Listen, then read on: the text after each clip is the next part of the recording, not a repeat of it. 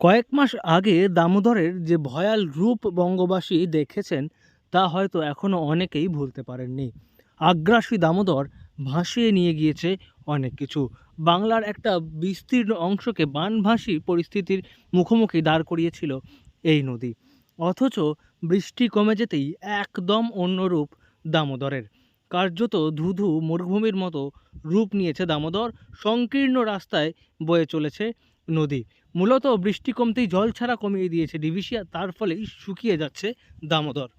করেছে ডিভিসি কর্তৃপক্ষকে বারবার আমরা চিঠি লেখা সত্ত্বেও, কমিশনার ডিএম এর তরফ থেকে বলা সত্ত্বেও আজ দামোদরে জল নেই। দেখতে পেলাম দামোদর নদী ড্রাই, এবং সেখানে যে দেখলাম যে কাদা উঠছে। আমার কাছে ছবিও আছে, যদি আপনারা সংগ্রহ করতে চান করতে পারেন, আবার নিজেরাও আপনারা প্রেস থেকে যে দেখতে পারেন যে আমি এটা মিথ্যা কথা বলছি না সত্যি কথা।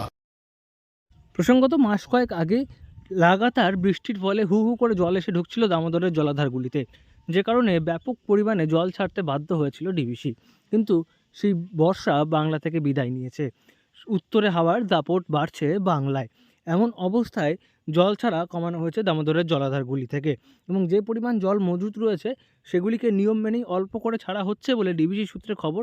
কারণ ডিভিসি কর্তৃপক্ষের আধিকারিকরা বলছেন যে জল এই মুহূর্তে জলাধারে রয়েছে সেই জল আগামী জুন মাস পর্যন্ত পানীয় জলের সরবরাহ ঠিকঠাক রাখতে জমিয়ে রাখতে হবে, এবং সেই কারণেই অল্প পরিমাণে জল ছাড়া হচ্ছে।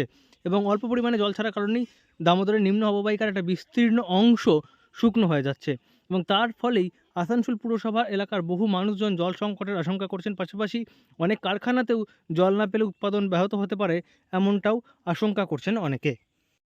ये जो आसनसोल म्यूनिसिपल कॉर्पोरेशन का रिक्वेस्ट था, हम भेज दिए थे डीवीआरसी को, क्योंकि जितना नॉन मानसून पर पानी छोड़ा जाता है उससे अधिक पानी जा रहा है रिवर में, मैंने डैम के थ्रू। और अगर यही मैंने रेट रहेगा तो आपको मार्च के बाद पानी नहीं मिलेगा पीने के लिए। तो हमको तो जून तक चलाना है।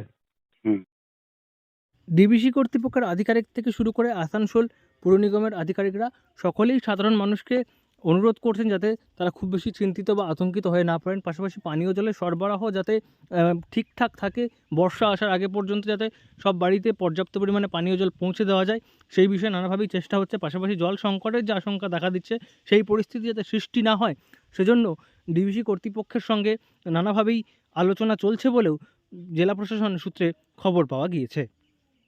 আসানসোল থেকে নয়ন ঘোষের রিপোর্ট, লোকাল 18 বাংলা।